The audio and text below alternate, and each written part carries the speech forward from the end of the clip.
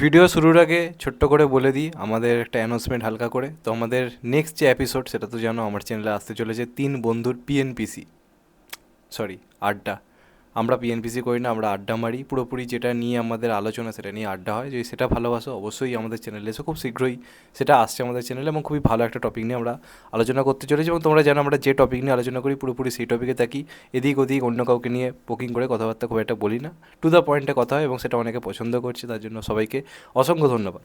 তো এই ভিডিওতে কয়েকটা ব্যাপার নিয়ে কথা বলবো, মূলত দুটো জিনিস নিয়ে কথা বলবো। একটা, দেবদার তরফ থেকে বেশ বড় একটা অ্যানাউন্সমেন্ট এসছে, এবং তার আগে আরেকটা ব্যাপার নিয়ে কথা বলবো। আমি দেখতে পাচ্ছি বেশ কিছু জায়গাতে আমাকে নিয়ে আলোচনা হচ্ছে, বা আমার নাম করে হচ্ছে না, যদিও সেটা আমি অস্বীকার করছি না, কিন্তু আমাকে নিয়ে হচ্ছে সেটা বোঝা যাচ্ছে, সেই কারণেই আমি কথাটা বলছি। তো আমার কারোর সঙ্গে কোনো প্রবলেম নেই, সবাই জানো, এবং আমি আগেও বলেছি আমি কোনো কন্ট্রোভার্সিতে নাক গলাবো না। যতই আমাকে কন্ট্রোভার্সিতে টানার চেষ্টা করা হোক, যাই করা হোক না কেন, আমি আমার মতো করে কাজ করছি, অনেস্টির সাথে যেটা পাচ্ছি করছি। যখন অন্য সিনেমা থাকে সেটাও যতটা পারি দেখার চেষ্টা করি। এখন খাদার নেই মেতে আছি, এটা আমি বারবার করেও এসেছি। দেবদা জিদ্দার সিনেমা যখন থাকে আমি বারবার বলেছি দুজনের জন্য আমার সেলিব্রেশন সবসময় থাকবে এবং থাকবে। এবং যখনই দেখেছি আমার চ্যানেলে ভিউজ আছে এবং আমি এরকম ধরনের কাজকর্ম করি, কারোর আমাকে নিয়ে বেশি প্রবলেম হয়ে যায়। যাই হোক, সেটা নিয়ে কিছু বলার নেই। এমনিতেই আমি জানো প্রত্যেকেরই চ্যানেলে, অন্য চ্যানেলের একমাত্র হয়তো বাংলার চ্যানেল, যখনই কারোর চ্যানেলে কোনো বড় অ্যাচিভমেন্ট হয় আমি কমিউনিটিতে পোস্ট করি। আজকে আমার যখন 50,000 পূরণ হলো, আমি কারোর তরফ থেকে কিন্তু কোনো উইশ পার্সোনালি পাইনি। তাই আমি এখন একা চলতে শিখে গেছি। আমার আলাদা করে কারোর প্রতি কোনো কাউকে নিয়ে ভাবার বা কিছু করার দরকার নেই। খুব বেশি ভালো করেই জানি বন্ধুত্বর কোনো জায়গায় পৃথিবীতে নেই, তোমাকে একাই চলতে হবে। যাই হোক, সেখানেও মতপার্থক্য হতে পারে, সেটা নিয়ে কথা নয়। ব্যাপার হচ্ছে রাজ চক্রবর্তীকে আমি যে পোক করেছি বা কথা বলছি সেটা নিয়ে অনেকের প্রবলেম, যে কেন করা হচ্ছে। অনেকে এরকম দাবি করছে মনিটাইজেশন অফ করে সেটা নিয়ে নাকি বলা উচিত, যে দম থাকলে মনিটাইজেশন অফ করো। আমার একটা ছোট্ট কথা বলা আছে, কিছু কিছু মানুষকে দেখি এই একটা ভিডিওতে ভারত বাংলাদেশ নিয়ে ভিডিও করলো, যেখানে বাংলাদেশের তরফ থেকে ভারতের প্রতি যে তীব্র যে বিদ্বেষ, বা ভারতীয় যারা রয়েছে বাংলাদেশে সেখানে তাদের প্রতি যে অত্যাচার, সেটা নিয়ে একটা দারুণ ভিডিও বানায়। আমি সেটাকে দেখি, খুব পছন্দ করি, যে হ্যাঁ এটা একদম ঠিক কথা, এরকম ভিডিও করতে ভাই দম লাগে, যে সত্যিটা বলেছে। তাহলে পর মুহূর্তে সে যখন বাংলাদেশি কোনো কন্টেন্ট নিয়ে কথা হচ্ছে, আর যখন এত দুঃখ যে এটা ঠিক হয়নি, তাহলে সে ওই ভিডিওতে মনিটাইজেশন কেন অফ করছে না? কারণ সেও জানে কোনটা বিজনেস আর কোনটা বিজনেস নয়। বিজনেসের জায়গায়, টাকার জায়গায় কেউ কিছু ভাবে না। আমরা কেউ মনিটাইজেশন অফ করে কাজ করতে পারবো না। তাই প্রথমে এই পয়েন্টটা নিয়ে বলে দিলাম, যে আমাকে যেটা বলা হচ্ছে মনিটাইজেশন অফ করার ব্যাপারটা, সেটা বলে দিলাম। ওটা কেউই করতে পারবে না। সে কারোর দুই দেশের ব্যাপার নিয়ে যতই দুঃখ হোক না কেন, সেও ওই দেশের ভিডিও নিয়ে তাকে কথা বলতে হলে সে বলতে আসবে, এবং সে মনিটাইজেশন অন করেই কথা বলবে, সে আমাদের দেশ যতই ভাড়মে যাক না কেন। এটা হলো আমার প্রথম উত্তর। আর সেকেন্ড কথা, রাজ চক্রবর্তীকে পোক করার ব্যাপারটা হচ্ছে একটাই, রাজ চক্রবর্তী খুব বাজেভাবে জিনিসটা ঘটিয়েছে, খুব বাজেভাবে জিনিসটা ঘটিয়েছে। আর পোক্ত মানুষ তাকেই করে যার বক্তব্য বাজে লাগে।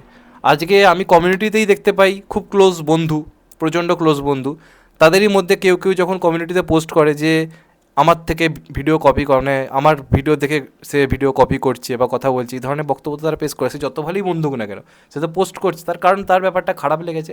তেমন আমিও মানুষ, আমারও রাস্তার ব্যাপারটা খারাপ লেগেছে।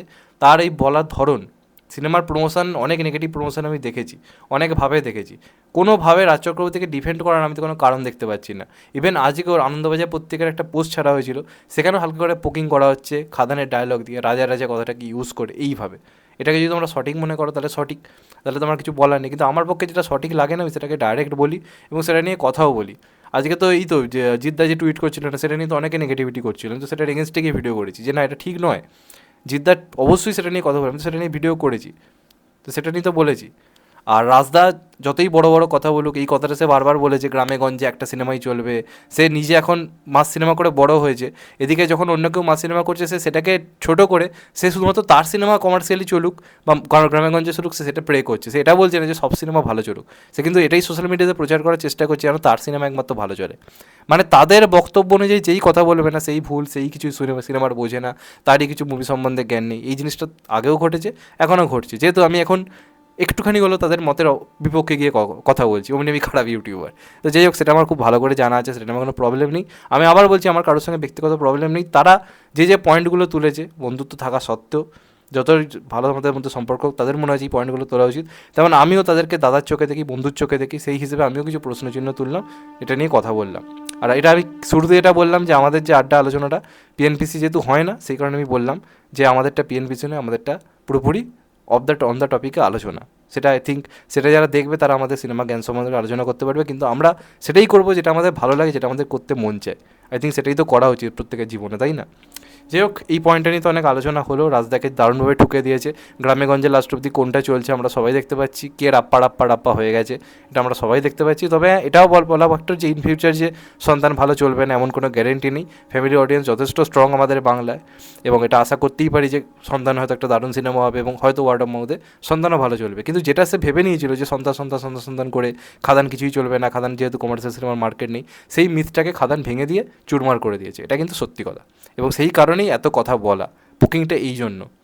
সন্তান সিনেমার রিভিউ আমিও করেছি, সেটাকে যথেষ্ট পজিটিভিটি বলেছি খাদান আসা সত্ত্বেও, সেটা কেউ লক্ষ্য করে না। শুধু ছোটোখাটো ব্যাপার নিয়ে একে ওকে পোক করাই এখানে আর কি হয়। যাই হোক, অনেক কথা বলে ফেললাম, এবার অন্য একটা ব্যাপারে কথা বলি। আজকে দেবদা একটা লাইভ ছেড়েছিল, সেখানে দেবদা একটা বড় অ্যানাউন্সমেন্ট করেছে। দেবদা এই কথাটা বলেছে যে খাদানের এই যে এত অ্যাডভান্স বুকিং হচ্ছে সেটা নিয়ে দেবদা প্রচণ্ড ইমোশনাল, এবং দেবদা প্রচণ্ড খুশি যে এত বড়োভাবে সাপোর্ট হচ্ছে, এতটা বড়োভাবে উৎসবের মতো সেলিব্রেট হচ্ছে একটা বাংলা সিনেমা। সেটা দেবদাকে যথেষ্ট ইমোশনাল, এবং আমার কাছেও প্রচণ্ড ইমোশনাল যে একটা বাংলা সিনেমা এইভাবে চলছে, এতটা সেলিব্রেট হচ্ছে।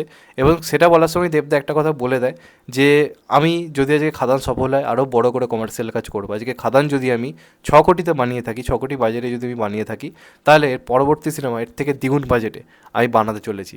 তার মানে বুঝতেই পারছো 10-12 কোটি বাজেটের সিনেমা দেবদা বানাবে, এই কথাটা বলছে। মানে এটাই বলতে চাইছে যে আজকে যদি খাদান লাভবান হয় আমি খাদানের থেকেও বড় কাজ করব। তার মানে আমাদের বাংলা সিনেমাকে উন্নতি করতে হলে একটা 1 কোটি 2 কোটি বাজেটের সিনেমা ফ্যামিলিটা আমার সঙ্গে 6 কোটি 10 কোটি বাংলা সিনেমার তো পার্থক্যটা কতটা বুঝতে পারছো। এটা খাদান আসতেই কতটা ক্রেজ, কতটা উন্মাদনা একটা বাংলা সিনেমাকে নিয়ে, গোটা ইন্ডাস্ট্রি কথা বলছে। তো যখন আজকে খাদান সফল হবে, আর খাদানের থেকেও বড় কিছু আমরা 6 কোটি বাজেটে কী কী দেখতে পাচ্ছি, স্পেকটেক্যাল দেখতে পাচ্ছ, কী লেভেলে বড় স্কেলে কাজ হয়েছে, তখন এর থেকেও বড় বাজেট খরচ করা হবে, তখন এর থেকেও বড় সিনেমা আমরা আশা করতে পারবো। তো দেবদা ইনডাইরেক্টলি বুঝিয়ে দিয়েছে যদি খাদান সফল হয় দেবদা ব্যাক টু ব্যাক বড় বড় কিন্তু মাস কমার্শিয়াল মুভি আনবে, এবং সেটাকে আরও বড় করে আরও বড় বাজেটে বিগ মেগা মাস মুভি হিসেবে আনবে, এবং সেটাকে আমাদের সফল করতেই হবে। যদি আমরা বাংলা সিনেমার ভালো চাই তাহলে আমরা খাদানকে আগে সফল করাই, তাহলে ইন ফিউচার দেব আরও বড় বড় কমার্শিয়াল সিনেমা আনবে। এটা দেবদাজকে নিজে ঘোষণা করেছে, যেটা আমাদের কাছেও খুবই আনন্দের। তো দেবদা প্রচণ্ড কনফিডেন্ট বোঝা যাচ্ছে, এবং দেবদাও মানে কমার্শিয়াল সিনেমায় মজে যাচ্ছে আস্তে আস্তে, এবং এটাই হওয়া দরকার। এবং দেবদার বড়দা জিৎ দাদাজিকে বলেই দিয়েছে তোমাকে আমি মাস কমার্শিয়াল সিনেমায় বেশি করে চাই। আই থিঙ্ক দেবদা সেটাই করবে, আমরা প্রত্যেকে চাই। তবে আগে খাদান সফল করতে হবে, তবেই সবটা ঠিক হয়ে যাবে। তো দেখা যাক লাস্ট অব্দি কী হয়। তোমাদের এটা নিয়ে কী মতামত অবশ্যই কমেন্টে জানিও। চ্যানেলটা নতুন হলে চ্যানেলটা অবশ্যই সাবস্ক্রাইব করে দিও। আর শুরুতে আমি যে বক্তব্যগুলো রেখেছি সেটা আমার কিছু জিনিস খারাপ লেগেছে, সেই জন্য আমি বলেছি। যদি আমার ভিডিও কারোর খারাপ লেগে থাকে, যদিও কেউ ভিডিওতে এরকম করে সরি বলে না, তাও যদি আমার বক্তব্য কারোর খারাপ লেগে থাকে আমি পার্সোনালি সরি চেয়ে নিচ্ছি, কারণ আমার সঙ্গে প্রত্যেকের সম্পর্ক ভালো।